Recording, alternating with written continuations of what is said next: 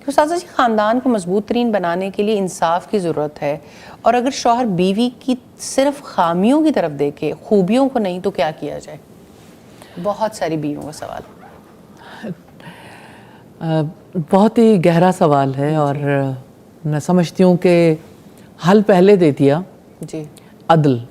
اللہ سبحانہ تعالیٰ کی طرف سے بھی یہی ہے کہ اگر کہ ایک شوہر کی ایک سے زائد بیویاں ہوں تب بھی عدل کی بنیاد پر ہی رشتے چلتے ہیں، اور عدل سے آگے بڑھ کے احسان کا معاملہ آتا ہے.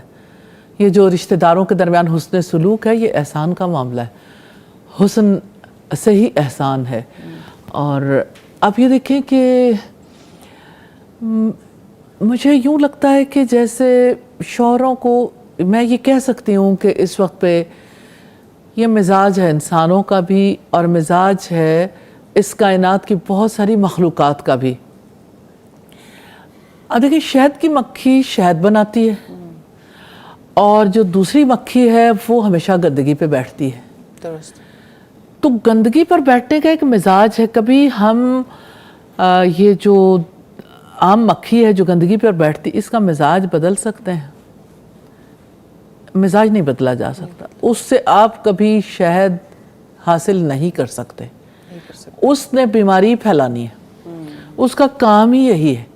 لیکن یہ اس کی فطرت ہے. جبکہ اللہ سبحانہ تعالیٰ نے انسان کو اپنی فطرت پر پیدا کیا ہے، اور اس کی نیکی اور بدی اسے الہام کر دی ہے. اکثر لوگوں کے ذہن میں یہ آتا ہے کہ انسان کے اندر جو برائیاں یعنی جڑ پکڑ جاتی ہیں، پھر وہ بدلتی نہیں.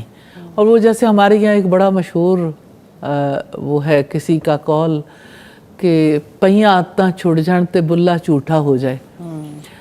میں سمجھتی ہوں کہ ایسی بات نہیں ہے کہ پہیاں آتاں چھوٹ نہیں سکتی، کہ جو عادت پڑ جاتی ہے اس عادت کو چینج کیا جا سکتا ہے. کیا عربوں کے یہاں یعنی ان کی عادات میں بہت ساری برائیاں شامل نہیں تھی؟ شراب نوشی ان کی عادت تھی. آپ دیکھیں سگریٹ چھوڑنا مشکل ہے، شراب چھوڑنا کتنا زیادہ مشکل ہے.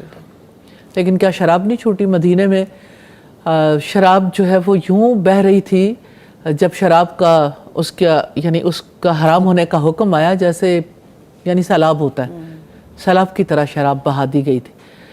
تو عادات تو ان کی بہت ساری تھیں، جیسے عورت کو ویٹیج نہ دینا، اور اپنے لیے باعث زحمت سمجھنا، اور ان کو یعنی زندہ زمین میں دفن کرتے تھے بیٹیوں کو. اور انہوں نے زحمت اور رحمت میں ایک نقطے کا ہی فرق ہے، لیکن کتنا بڑا یعنی چینج ہے. اور کس طرح سے وہی بیٹی ان کے لیے باعث رحمت بن گئی. اگر کسی کی ایک بیٹی ہو، اگر کسی کی 3 بیٹیاں ہوں، اور وہ ان کی اچھی پرورش کرے، ان کی اچھی تعلیم و تربیت دے، تو وہ بیٹیاں اس کے لیے دوزخ سے آڑ بن جائیں گی. تو کسی نے پوچھا 2 ہوں 1 ہو، یعنی ہر کسی کو یہ تھا کہ اچھا میری بیٹی میرے لیے دوزخ سے آڑ بنے گی. یہ ایک مائنڈ سیٹ ہے. اب سوال یہ پیدا ہوتا ہے کہ وہ مرد جو شوہر بن گیا، جس کی پیچھے ٹریننگ نہیں ہوئی شوہر بننے کی، جس کی اخلاقی تربیت بھی نہیں ہوئی، جس نے اپنی سوسائٹی سے یہ بات سیکھ لی ہے کہ غلطیاں لکھنی ہیں اور غلطیاں چننی اور غلطیاں عام کرنی ہیں، کیا اس کے اندر تبدیلی آ سکتی ہے؟ شوہر ہو یا بیوی ہو، وہ شوہر ہو یا بیوی ہو یا کوئی اور رشتہ، کوئی بھی ہو، کیا چینج آ سکتی ہے؟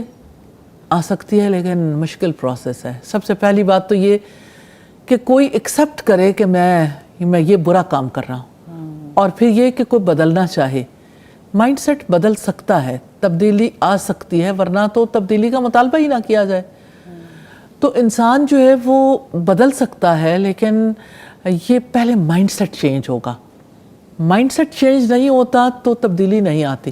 اب یہ کہ شوہروں کے اندر اگر آپ یہ محسوس کرتی ہیں کہ کوئی ایسی بات ہے، یا بیویوں کے اندر ہے، یا ساس کے اندر ہے، بہو کے اندر ہے، یا کسی کے اندر بھی ہے، تبدیلی کیسے آئے گی؟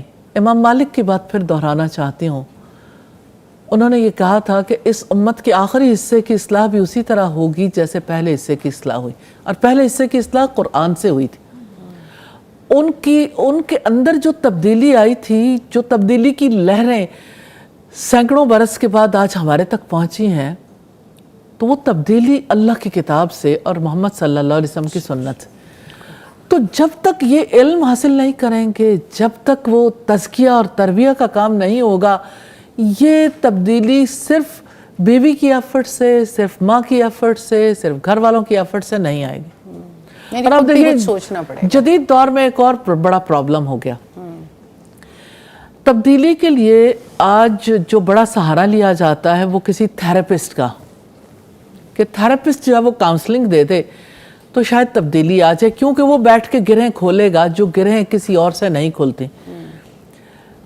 اب یہ جو تھراپسٹ کا معاملہ ہے، میں یہ کہتی ہوں کہ کیا یعنی وہ طریقہ کار جو اللہ رب العزت نے سکھایا کہ ایک تھراپسٹ وہ طریقہ کار استعمال کر رہا ہے، یہ ٹول ہے ویسٹرن سویلائزیشن کا، بہت بڑا ٹول ہے، بہت بڑا ٹول ہے. پورا پروگرام ہونا چاہیے اور ہماری اس کی وجہ سے گھرانے بہتے چلے جا رہے ہیں. اور اس میں یہ ہے کہ یعنی اس کی وجہ سے لوگ جو ہیں وہ کنٹینیوسلی ہر جگہ پہ تھراپی لیتے ہیں. اور یعنی ایک جو بڑے خاص قسم کی جو باتیں ہیں ان میں سے ایک یہ ہے بائی پولر ڈپریشن ہے. بائی پولر کیا ہے؟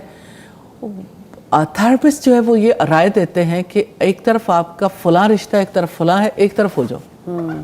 اب جب وہ ایک طرف ہو جاتے ہیں تو نیچر تو نہیں بدلتی.